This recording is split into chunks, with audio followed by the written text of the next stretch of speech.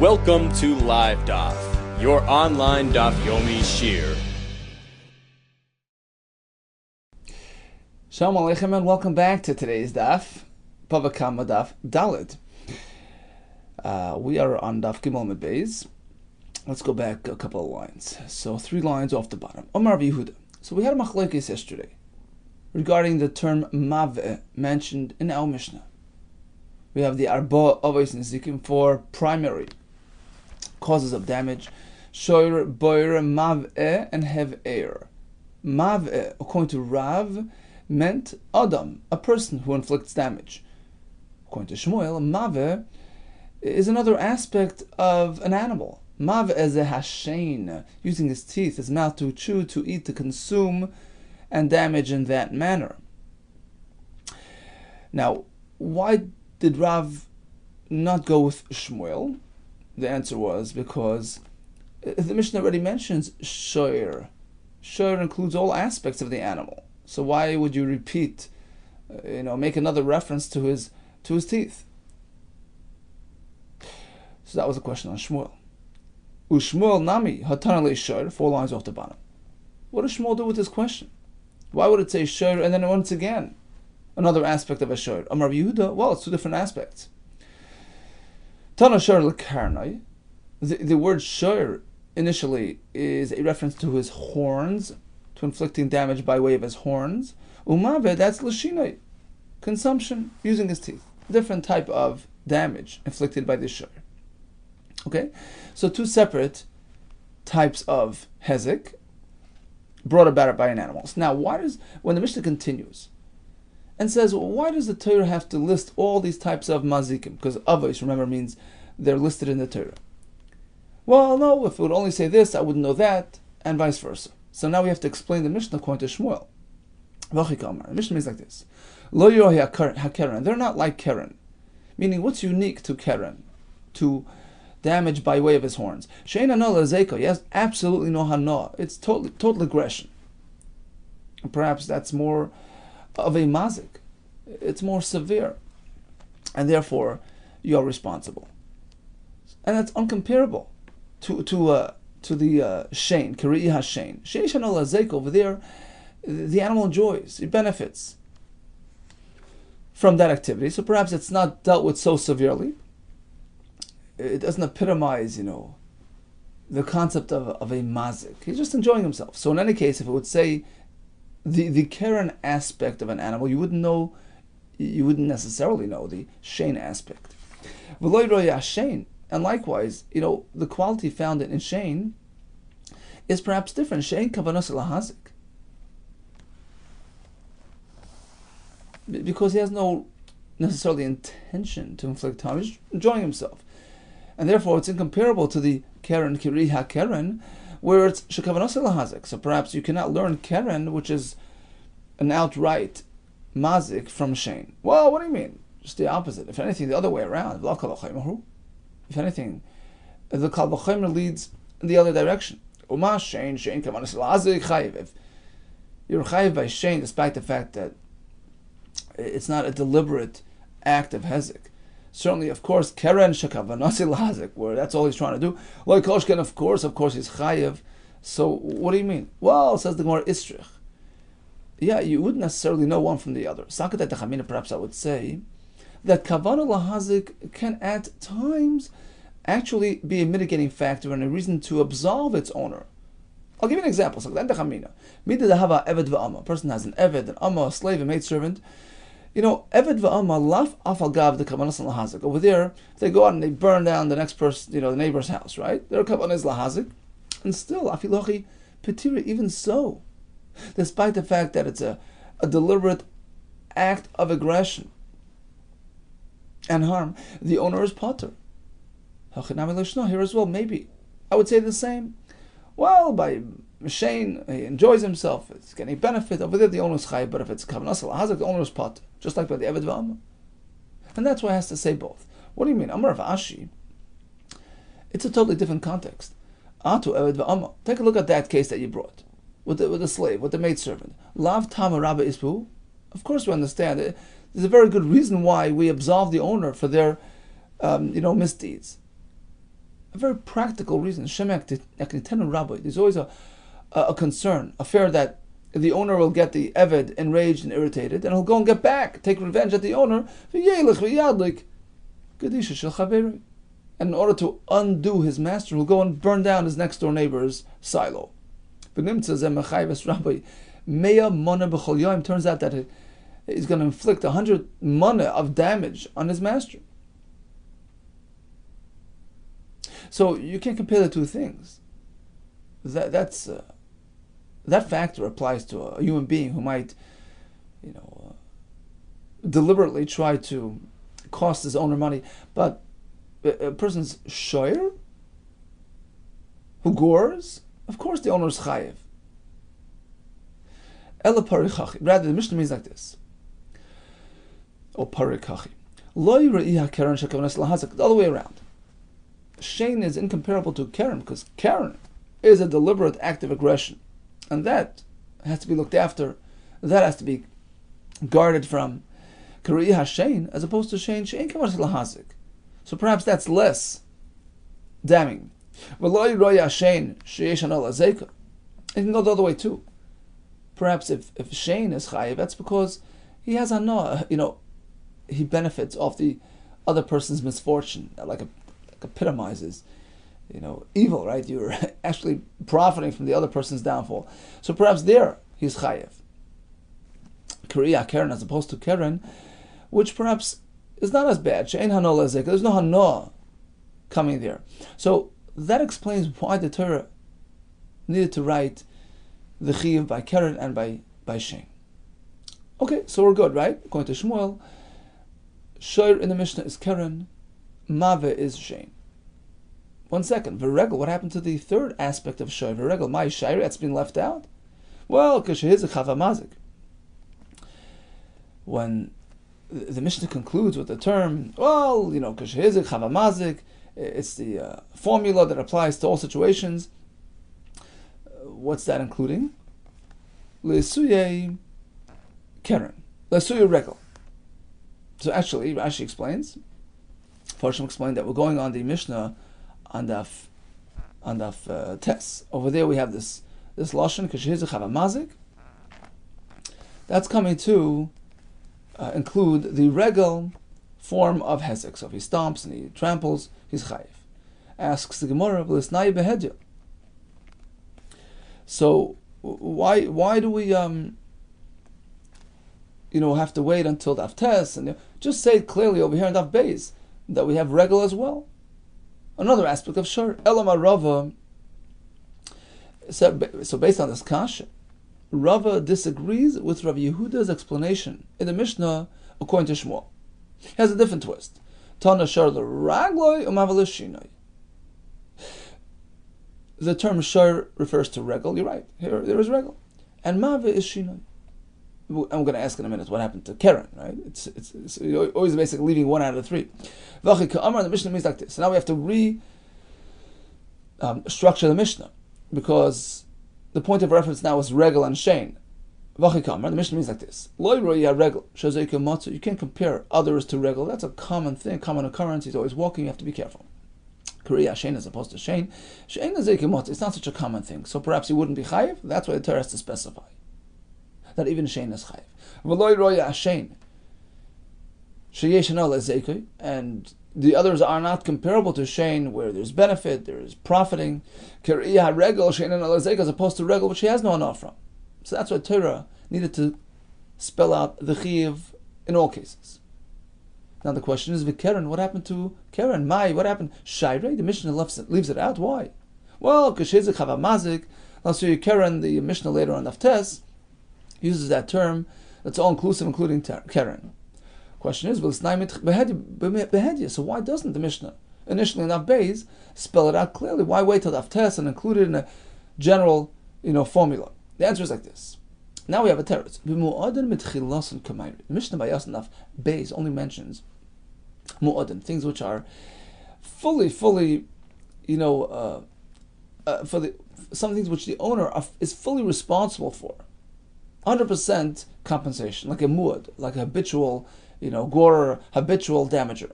So all those, regel and shein and bar, 100% responsibility. As opposed to Keren, that's unique because the first couple of times around, the owner only pays 50% until he becomes a muad and develops himself into a gur, and it becomes, regular and habitualized. B'tamen, the Mishnah does not, at this early point, discuss those types of mazikin which need to go through a process to develop and to upgrade into a muad, which is keren. So that we leave for later. So we're pretty much locked up Shmuel's pshat in the Mishnah. Shoyer is one aspect of shoyer. Mave is shein.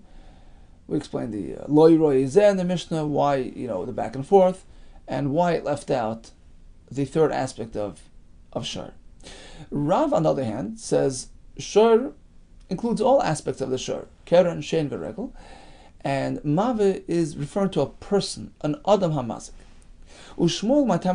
So why didn't Shmuel follow Rav? What was wrong with Rav's shita? Amalach, Shmuel will respond like this: Adam. If in fact Mave is a reference to Adam, Haktani Sefer, that's been discussed later on. Shor Hamuad, V'Shor Hamazak, B'Shus Hanizak V'Adam. There's a Mishnah later on which makes reference to Adam. So why repeat it twice? And therefore, Shmuel opted out of this approach. No, so the Gemara asks a kasha now. But listen to Bereisha. So why didn't the Mishnah mention Adam at the beginning of the Masechta? Why did we wait until Daf Tesvav? According to Shmuel. Well, Beniske Maman Kamairi. The Mishnah Daf Beis only discusses, your items, your possessions that inflicted damage. Beniske Gufa Kamairi. We're not discussing damage, incurred by direct act on behalf on account of the person. Asks the Gemara of Rav Nami Ketani Adam b'Seifa. Now let's go back to Rav. If we have Adam later on and Daf Tesvav, why again over here in Daf Beis? Amalach Rav responds. There's a reason. In Daf Tesvav it's a different system. Over there, the Mishnah is simply listing for us a complete, comprehensive list of all the mu'adin b'tchilasim, all those that are 100% liable for their actions. So that's why it includes Adam as well to sort of complete the list. But Daf Beis is really the initial reference to the Adam Hamasik. Okay, so now according to Rav, Shoyer includes all aspects of Shoyer, and Mav is the Adam. Umay loy harei. So now let's move on to the next part of the Mishnah. If it only mentions one in the Torah, I wouldn't know the other. Let's work it out. Let's try to understand how this works based on Rav's sheet. Umay loy harei. Hachi like this. The others are unlike Shor, who has a kaifer aspect to him. If he kills a person, the owner has to compensate. Even upon killing a person, that's a totally different type of responsibility. It's called kaifer, like kapara, right? Kriya Adam, as opposed to a person who kills. There's no concept of monetary compensation by an Adam. Either if he did it b'mezid, he gets misa. Otherwise, he goes to the Ir Mikla, to the cities of refuge. So it's a different situation. There is sort of less chiyuv, at least regarding kaifer. There was no kaifer by Adam, so it's a downside by Adam. So perhaps you can't learn from the chiyuv of Shor to the chiyuv of Adam. On the other hand, you can't compare others to the Adam, because Adam has additional chiyuvim, additional obligations for payments. Rashi says, tsar, ripuy, sheves, boishes. If a person is chayvel b'chaber, he hurts his friend, he has to pay, the actual loss of value if there is. There is tsar, pain, medical bills, unemployment, embarrassment. All these things are unique and specific to an Adam who is masik, a person, as opposed to an animal who doesn't have those obligations. So perhaps you cannot learn Shor from Adam. That's why the Mishnah concludes. Ultimately, we have to find the common ground between all these mazikim, shadarkan lahazik. They have the ability to inflict damage, etc., etc. Asks the Gemara, well, v'chishar darkei lahazik, why do you say that all these are darkei lahazik? They're accustomed to inflicting that. A shor is darkei lahazik.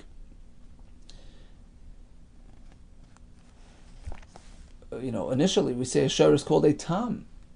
He's not bound to inflict damage. B'muad, we're speaking about a muad, habitualized shor. Umuad darkei lahazik. Why do you say a muad is darkei lahazik? Yeah, it says the Gemara, kiven deyai durchehu. Yeah, once he's been warned and has been found to, to be repeating his negich over and over, that's called darka, even though, it's not within his nature necessarily to gore, but once, he becomes accustomed to doing so, it becomes his second nature, and it's called muad, it's called darkei lahazik. Now, what about the Adam? Why do you consider an Adam darkei lahazik? The Mishnah, uses that term to describe all these, sources of hezek. Darkei lahazik. Adam is darkei lahazik. Answers the Gemara, Yashin. Yeah, while he's sleeping, he's not paying attention. Yashin darkei lahazik. Why do you call that a darkei lahazik? Given the kaiv pasha dorchiu, since he, pulls his hands in and out, limbs going back and forth while he's sleeping, not paying attention. So yeah, we call it urchehu. It's it's his derech to do so. Now the Mishnah continues. All these things are darkei lahazik, so we address that. Ushmirasan alech, right? You're meant to guard them. Adam shmiras gufay olav. That term sounds a little awkward when we speak about a person. Shmirasan alecha, the obligation to watch his guf is upon him. I mean, it's all one and the same person. Adam shmiras gufay olav, says the Gemara. According to Yehuda Tani Karna, there was an Amira by the name of Karna that presented a brayso as follows: Arba avos nezikin v'adam echad mehen. There are 4 primary mazikim, and one of them is avos. Right, and then the brayso continues that all these things are darkei lahazik u'shmirasan alecha. So it's a clear brayso with a clear reference to Adam, no question about it. And still, he uses that term, Shmirasan Alecha, even on the person. Adam Shmiras Gufay Olav. Ella, so it must be like this. So just like, we have to answer, just like Ravo told the Tana who presented this brayso, Tnei Adam Shmiras Gufay Olav. So he told the Chacham who told him this brayso, look, you have to sort of, modify the Lashon. Adam Shmiras Gufay Olav. Instead of Shmiras Alecha, you have to say, the Adam's obligation is to watch himself. Here's all the Mishnah. We could sort of modify whether it's the actual girsa or the explanation. To me, Adam Shmiras Gufay Olav. So you're right. We have to sort of modify it slightly because the term has to make sense for the Adam. Maska for Rav Mori. We have Rav's pshat in Mave. Mave is Adam. We have Shmuel's pshat. It's Shane. I have another suggestion. Maska for Rav Mori. Maybe Mav is a reference to damage by way of water. Rashi says, you spill your water on the street, somebody slips on it. Maybe that's what it's referring to. We find a pasuk where mave, or a similar word to mave, relates to water. Kikdoyach eish hamasim, like fire melts these meltable items. Mayim tive eish.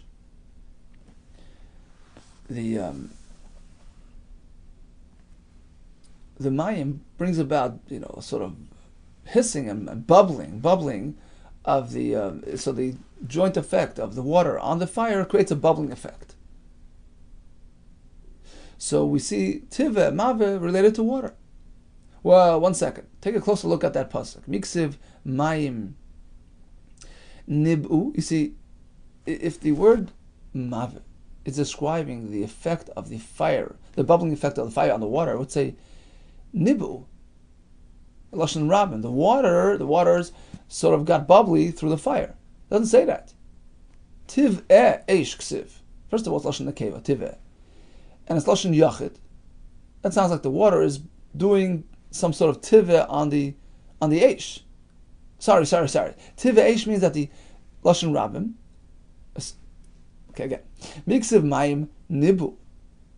Does it say nibu means which would mean that the water gets affected, gets bubbly by the fire. So we have nivu on water. Tive esh ksiv.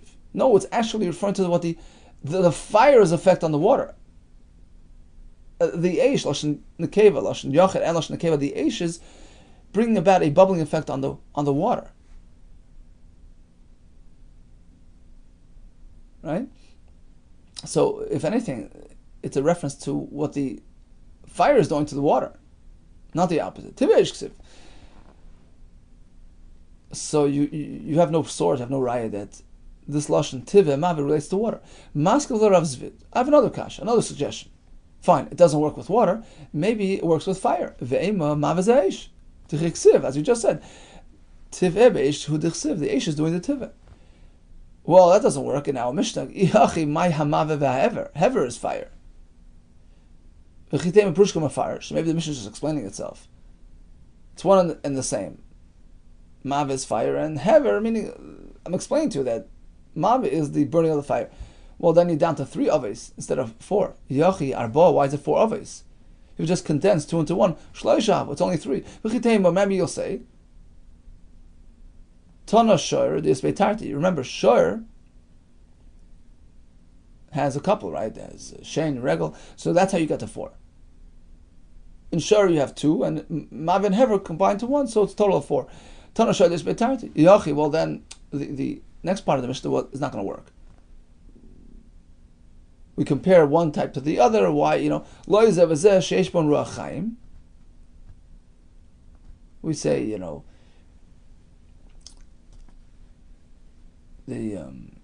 all the other things have ruach chaim. They're driven by spirit. They're living creatures. Right, and it's a reference to shoir and to hev and to mave. Well, if mave is fire, eish, my ruach chaim ispe. How could you say eish has ruach chaim? It's not a living being. So another question, my karei eish. You say, well, those shoyer and mave which have ruach chaim not compared to eish. Well, mave is eish, so you can't say eish is not compared to eish. So bottom line is this pshat doesn't work, and we go back to either Rav or Shmuel. So again, according to Rav, mave is Adam. According to Shmuel, mave is Shein. Tani Rav Aisha, Shloisha Asur Aves Nezikin. Not only do we have 4 Aves, we have 13 Aves Nezikin. Rashi explains Aves are the ones mentioned in the actual, Torah Shebachsav. Here we go, 13 Aves, different aspects of Mazikin, for which a person is responsible and liable. You have the Shemer Chinam. You're given something to watch for free as a favor, and the person is careless, he's neglecting, then he's chayiv to pay. He's chayiv on pshia. Even a Shemer Chinam is chayiv for pshia. V'ashoyel, for a person borrows an item, he's responsible. He says sachar.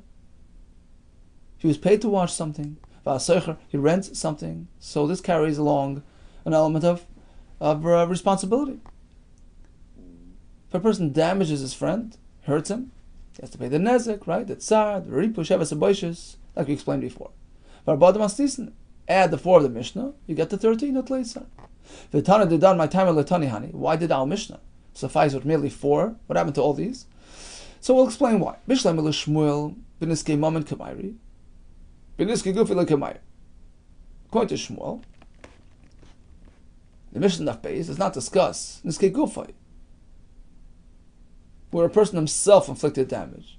Rather, it's limited to nizakin that were perpetuated by his mammon, by his animal, by his, So therefore we leave out all these. Shemer Chinam, all these are person related. Elo Rav, but according to Rav, the Mishnah Daf Beis does mention Mavi, which is Adam. So once you're getting involved in personal damages, listening, and all these as well. You're right, Tana Adam. Once we say Adam, it's all inclusive. All types of Nezikin that happens through an Adam. So we don't need to itemize all these. They're all included in Adam. All hezek by way of a person. Well, the Rabbi Yehuda Adam. So then the question is, why did Rabbi Yehuda have to itemize all these different various aspects of a person inflicting damage and being liable for his actions or inactions, once you have Adam, it's all inclusive. Well, Trei Gavni Adam. There are two types of Adam. Tana Adam Da'azik Adam. V'Tana Adam Da'azik Shur. There are two types of Adam. There's an Adam that was mazik another person, such as the halacha of Nezek, Tsar, Ripui, Sheves, and Boishes. And then the four of our Mishnah, Arba Avos, which is also mentioned in Rav Yeshia's Brisa, those four, which one of them includes the Adam. That's the Adam that was mazik Ashur, who damaged somebody's property. A different type of Adam, which carries a different set of liabilities. Yachi Sharanami. So, just like Rabbi Yeshua splits the Adam into two, split the Shur into two. Listening to Gavni Shur mentioned two types. Listening Shur Da'azik Shur, a Shur that damaged another Shur. Listening Shur Da'azik Adam, or a Shur that killed that was mazik a person. So split them into two as well, just like you're splitting the Adam into two. Haima, you can't compare. Da'azik Shur. When a person himself directly inflicts damage and hurts and is mazik, there are two different systems employed. Adam Da'azik Shur, when he's mazik a person's property, Nezek L'Mishalim. The most he does is pay for the actual damages. That's it. You don't pay for the unemployment and all that. Adam Da'azik Adam, however, there it's a totally different story. Mishalim Arba Dvarim, he has to pay all those additional payments. That explains why we split them. El Shur, but when a Shur is mazik, what's the difference? What he destroys. Mali Shur Da'azik Shur, whether he killed another Shur, Mali Shur Da'azik Adam, or he damaged the person. Either way, you pay only the actual damage. There's no reason to split them. Okay, so bottom line, according to Rabbi Yehuda, we split the Adam. Within the Arba Avos and Zikim, we have the Adam that was mazik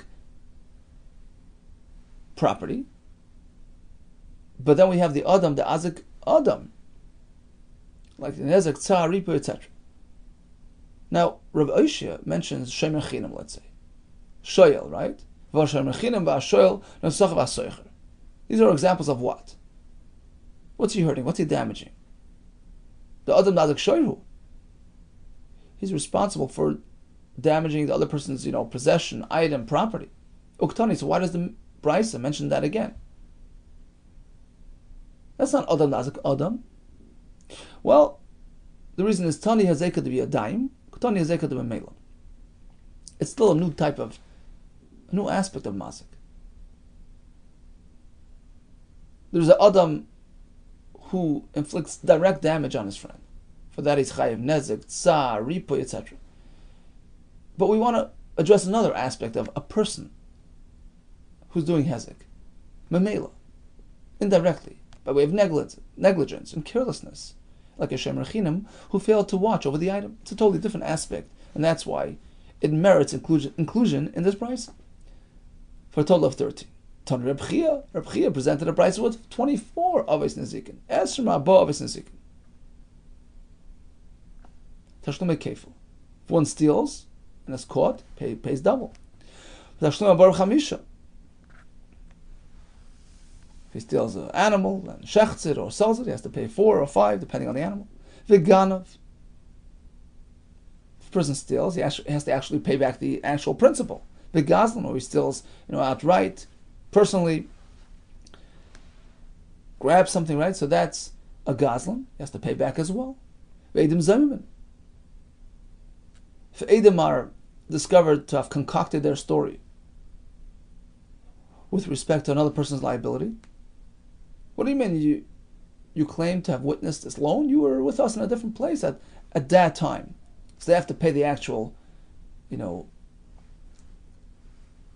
claim that they had, imposed on this person. All different types of liabilities. A person's forcefully involved with an isha, mafatik, seduces her, shemra. He makes up a story about this, about his wife. So all these are chiyuvim, which you have to pay. By the Onis Mafati, you have to pay 50 kesef. By the Mitzvah Shemra, 100 kesef. Vametami, a person takes his friend's truma, makes his tummy. Vamedameya, he takes truma and mixes into his friend's non-truma, thereby making it Aser for a non-kohen, Bamenasich, it takes his friend's wine and pours it for the Avodah Zarah. So you have many over here. V'hani Tleiser, in addition to the 13 of Rabbi Isha, for a total of 24. Har Esrim Rabba. Rabbi Isha, my time in Latani Hani. Now let's explain why Rabbi Isha did not list all these in his price. Well, Hani b'mayna kamayri. Rabbi Isha was limiting his list to basic chiyuvei mammon. You damaged, you hurt, you have to pay. That's called mammon. As opposed to Rav Chia's brisa, which included knosses as well, penalties, all types of fines and penalties, which don't necessarily reflect the actual value of your damage. It's a penalty imposed by the Torah. It's a totally different realm of responsibility. That's where we leave them out. What do you mean? Ganav or Gazlan? The actual, principal repayment that a Ganav or Gazlan has to do. The Mamayno, it's actual payment, that's mammon.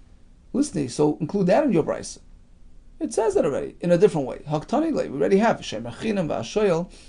Rashi explains, there is an aspect of Geneva there as well. Look, you're given something to watch. Shemachinam, as a favor. And then, the fellow claims, well, yeah, the item you gave me was stolen. And it's really not stolen. He himself stole it. So, he has to pay even double. So that's the Ganav element within the Shemachinam. So there's no need to mention it separately. Once we mention Shemachinam, it includes all aspects of Shemachinam, which includes an aspect of Ganav as well. So back to Rabbi Chia, why mention Ganav once we have Shemachinam, which carries within an element of Ganav? The answer is, it's a bit different. We discussed Shemachinam, which is something which came to him permissibly. He took possession of his friend's item as a, do my favor, it was beheter. And then he sort of, took advantage and abused, his trust. As opposed to Ganav and Gazlan, which is a different type of experience, stealing outright and getting a hold of something be'isur, which generates the, subsequent consequences. So it's a different type of situation, and therefore it merits its own listing. We'll continue, going through the list and explaining why, Rabbi Isha opted his list over Rabbi Chia's list. We'll go through one by one until the very end. Okay, all the best to you, and Hatzlacha Rabbah.